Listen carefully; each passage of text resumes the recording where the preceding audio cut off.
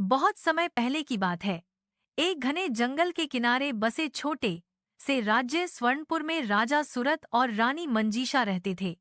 उनका राज्य हरियाली, नदियों और सुंदरता से भरा था। परंतु एक अभिशाप सा दुख उनके जीवन में था। उनके यहाँ संतान नहीं थी। राजा और रानी ने कई तपस्वियों से आशीर्वाद मांगा, पूजा पाठ किए, व्रत रखे, पर उन्हें संतान का सुख नहीं मिला। एक दिन महल में एक वृद्ध साधु पहुंचे। उनके चेहरे पर तेज था और आंखों में करुणा। उन्होंने ध्यान से राजा रानी की समस्या सुनी और मुस्कुराते हुए कहा, समय आ गया है। तुम दोनों को एक कन्या प्राप्त होगी, पर वह साधारण नहीं होगी। उसका जन्म एक अद्भुत उद्देश्य से होगा। इतना कहकर साधु ने एक स्वर्ण रंगी पंख राजा को दिया और कहा, जब तुम्हारा संकट बढ़े इसे आकाश की ओर उठा देना, सहायता अवश्य मिलेगी। कुछ महीनों बाद रानी ने एक अत्यंत सुंदर कन्या को जन्म दिया।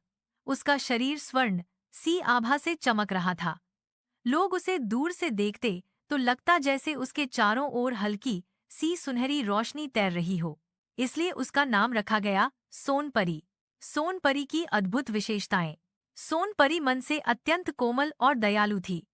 वह जहां भी जाती वहां हल्की सी चमक और सुगंध फैल जाती। वह पेड़ पौधों से बातें करती, पक्षियों के साथ खेलती और हर जीव जंतु से स्नेह रखती थी। पर उसकी सबसे बड़ी विशेषता यह थी कि वह किसी भी दुखी जीव को अपने स्पर्श से राहत दे सकती थी। धीरे धीरे स्वर्णपुर उसकी प्रसिद्धि से चमक उठा। पर जहां अच्छाई होती है वहां ईर्ष्या और बुराई भी अपना रास्ता खोज लेती है। दुष्ट जादूगर कालवक। जंगल के दूसरी ओर एक दुष्ट जादूगर कालवक रहता था। उसे सोनपरी की शक्तियों के बारे में पता चला।